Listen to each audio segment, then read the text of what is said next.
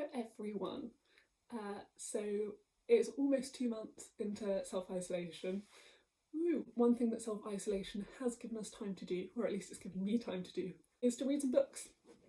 So I thought I would recommend a few for everyone, a few of the best books I've read so far in isolation. One of the first ones I read was A Gentleman in Moscow by Amor, Towles, and this book is so good. Like, it is so well written. I fell in love with the way he wrote it pretty much immediately. And it's also very nicely themed to isolation. It's set in Russia and it's about a man who is confined to this hotel. It's really beautiful because it's about the life that he finds within this hotel and what it means to be alive, I guess. A quote on it is, "A book to spark joy," which is a quote from the Times Review, which is true. A bit cliche, but definitely true. I would highly recommend this to everyone. It's also not at all like heavy. It's not dark or difficult to read. It's just really joyful, and I think that's important. Let's do a 180 here and go to Lullaby by Leïla Slimani.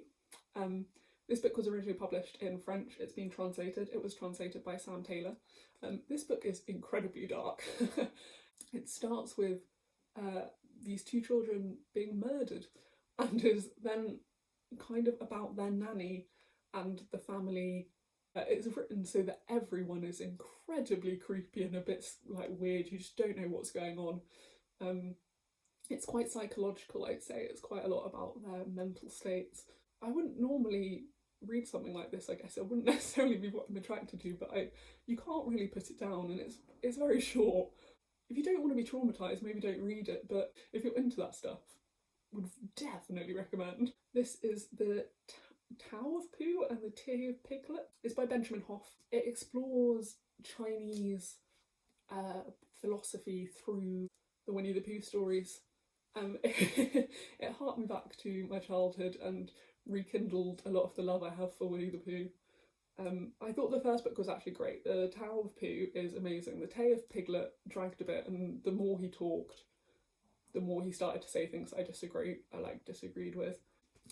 Then this is one of the only books I reread. I own a lot of books and I don't necessarily reread them all that often. Sorry if the camera angle changed, I just got offered a cup of tea. But yes, Hygge by Louisa, Thomson, Brits. It harks back to the times where people were obsessed with Hygge. I'm still obsessed with Hygge because I'm obsessed with Scandinavian culture, and I find it's really nice to pick up and reread.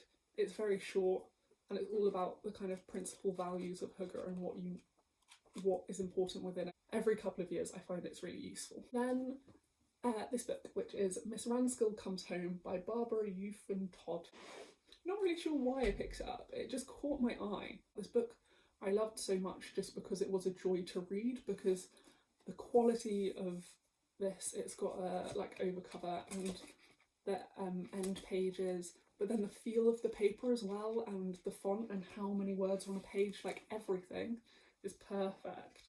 So this book is primarily about nostalgia, I'd say. It's 100% not what I was expecting. It opens with this woman on a desert island burying her companion, and then she goes back to society in England, but it's the Second World War and everything has changed and she recognises none of it, basically.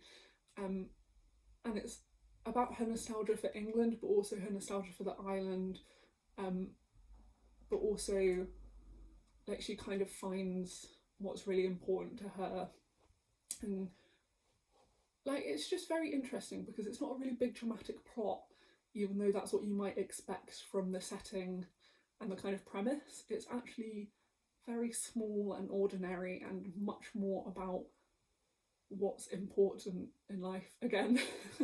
I think I've been going back to books that have kind of reminders of the simple things, and it's really beautifully written. It was an unexpected joy, this one, and I think it might actually be one that I revisit. I think it was so understated that I didn't necessarily appreciate all of it enough the first time round, and I'll also just treasure it for its gorgeously madness. I want more of these, please.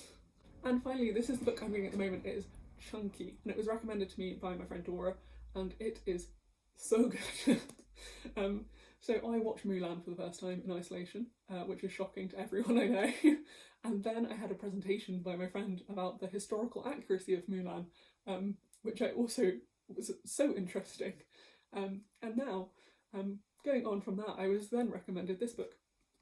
It's Wild Swans by Chang. It's basically about 3 generations of her family, so it kind of starts at the beginning of the 1900s with her grandmother, and then I'm currently reading about her mother and she's just gone into about her teenage years. It's like a hefty 700 pages long, but it's so readable and it's like fascinating. Some of the stuff that happens in it is like quite horrific. I don't know how much you know about the history of China. My answer was I knew nothing. I now know a bit more, but like there's a lot of suffering that goes on in it, but it's not like revelled in or enjoyed. It's not really gratuitous. It's just sort of the facts of what they were living through. And its focus on these women is really interesting, and the changing roles that these women have to fulfill and how much they get to like be themselves, I guess. I really like the pacing of it. I think with a book this thick, pacing is really important, and I like the way the chapters are organised and how the chapters, so the paragraphs are normally like follow on from one another, but every so often there'll be a line break within them, so you know it's a nice place to pause and put it down.